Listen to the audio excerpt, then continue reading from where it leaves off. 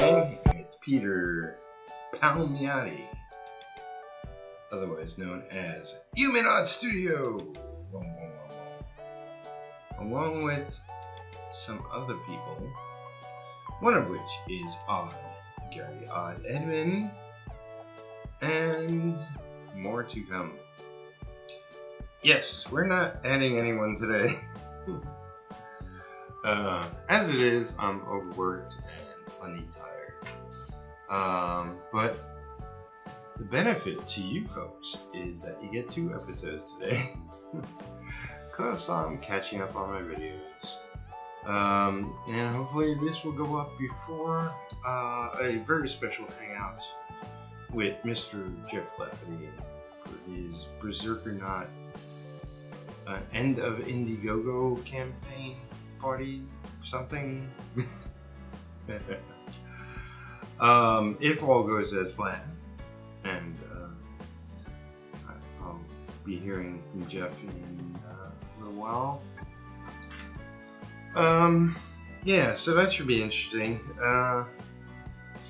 It's been a long day here in my studio,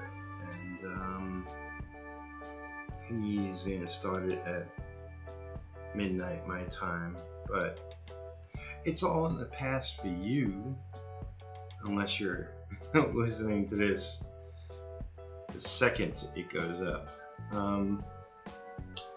So regardless, here I am working on Blood Rights, the same page. No further information other than that. I don't fully love the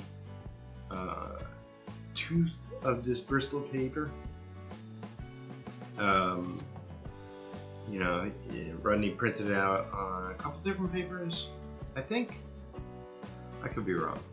I gotta back check. But it seems it soaked up the quill a little bit too much. Blotted it a little bit here and there. It could be fixed in post, no problem. So I guess I'll tweak a couple of lines to make it proper and tight. But yeah, really getting the hang of this page, and overall there's not too much left. Although I wouldn't say I'm going to finish it in another half hour. So it might be a couple more days. I don't know. I personally am finding this really interesting to see exactly what gets done within a half hour. And as far as inking goes, so I am a little torn whether to keep laying down these half-hour videos of this page, or should I jump onto what's next? I guess a retro page. So let me know in the comments. I just uploaded today the last episode, and read a couple of your comments in that video. We'll see how the response is, if people care. Seems like a cool thing to do. I grew up on Marvel and DC Comics when they had letters pages, and I used to love reading the letters page, because the comic itself would take you a minute or two, but reading the letters page, usually I'd go for the editorial side first, the editorial responses, because that would probably give you little hints and clues as to not only what's happening in the future within that book, but maybe company-wide, if there's any crossovers coming up, or just hot artists jumping on the book, or whatever have you. As well as, my Marvel titles, Stan Lee's Soapbox. Man, I used to love that. Stanley's soap box was, yes, it was pure hype, but it was also very insightful. I mean, at the time, it's like it was my only way of getting any information about what's happening within a comic book company. And as you know, I read more and more outside of Marvel. I read a lot of independent titles. I loved reading sort of like the inside cover editorial page by the comic creator, because a lot of them, my voice is going, sorry. A lot of them would get really deep into exactly what they were up to in regards to making the book, which, you know, you didn't get a lot of. And, you know, Colleen Duran, A Distant Soil, was a big one. That definitely comes to mind. There was also, later on, there was also Eric Lawson, When Imagery Was Formed. This is much later. Who had the whole rest of the book full of letters pages. And it was pretty amazing. But yeah, I mean, really early on, before I even got into the industry in the 70s and 80s, reading the letters page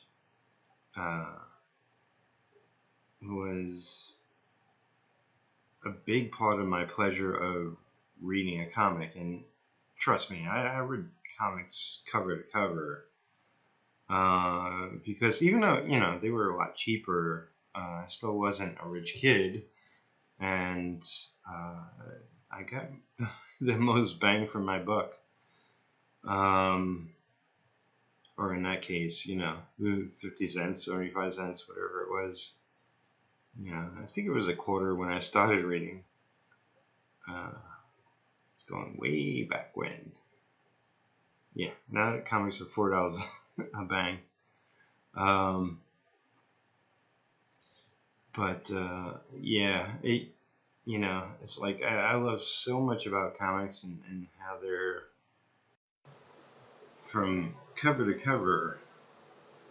Another thing I enjoyed, especially with Marvel and DC, you know, Image had a little fun as well, but the in-house ads, as they call them, where Marvel would promote other titles within their books, and a lot of times it was, you know, straightforward or whatever, but I'd like, you know, because the comic store I went to, it didn't have every title. Maybe they only picked up a couple of one title, and it always sold out when I got there.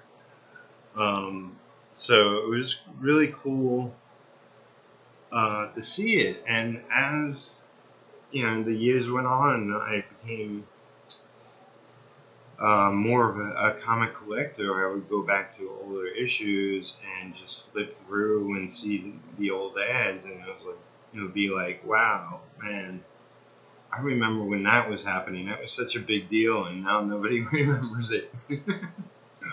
Or you remember something that would, like, it seemed like nothing, like, you know, just a throwaway ad, and it was some new hot artist that made it big the next year or something crazy. And, you know, I'm not necessarily a collector today other than picking up independent books, and that's mostly through Kickstarter, but, you know, I pick up occasionally go to people's stores and pick up books. And yeah, you know, a lot of independent creators have house ads. They have ads for friends' books, and yeah, you know, it's printed material, so it's going to have a nostalgia feel somewhere down the line, and you can look back and see, oh man, they used to be best friends, and they were really promoting each other's books, and like, oh, remember when they split years later, or whatever, or they merged with that other company, and that other company folded. You know, it's like, well, it's all comic history. It becomes so wild and wacky. But yeah, I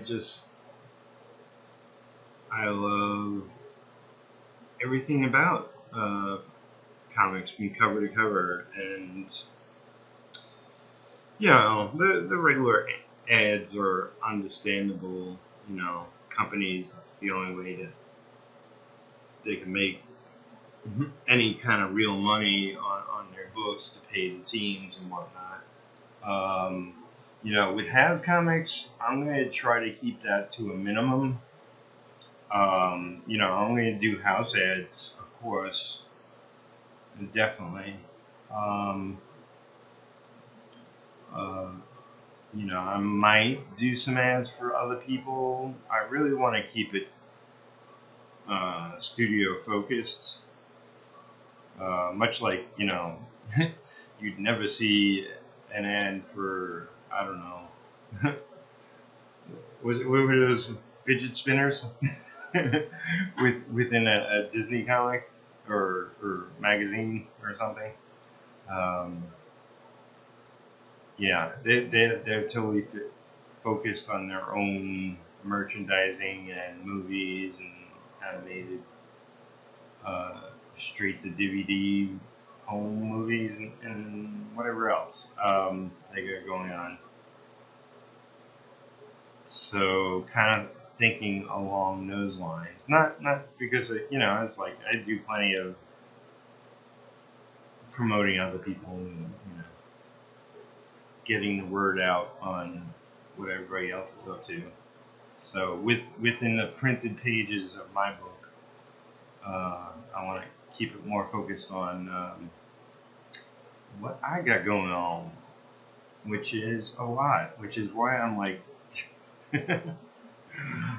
oh, sleeping horrible hours, and I'm going to be up late doing a stream, which I'm more than happy to. Hell, I brought up the idea again. But yeah, I'm super stoked to see Jeff succeed with his Indiegogo, and it wasn't without the help of many others who posted on Facebook and tweeted and mentioned in their videos. So yeah, you know, maybe later if I remember, I'll put the link in. Although I'm pretty sure I'm going to crash after today is done and sleep a very long time. Tomorrow will be more of a lighter day, although it's definitely going to be a work day. And the only thing else I want to mention is absolutely nothing. My brain's starting to float around. It's time to wrap this baby up. So, once again, you know, if you want to see me continue to work on this page, mention that. If you want to see me jump off onto another page, you can mention that too. Maybe I'll do a poll one day. But yeah, that's it for today. Let me process this baby and upload it and hopefully make it in time for the stream. Talk to you soon. Alright, love y'all.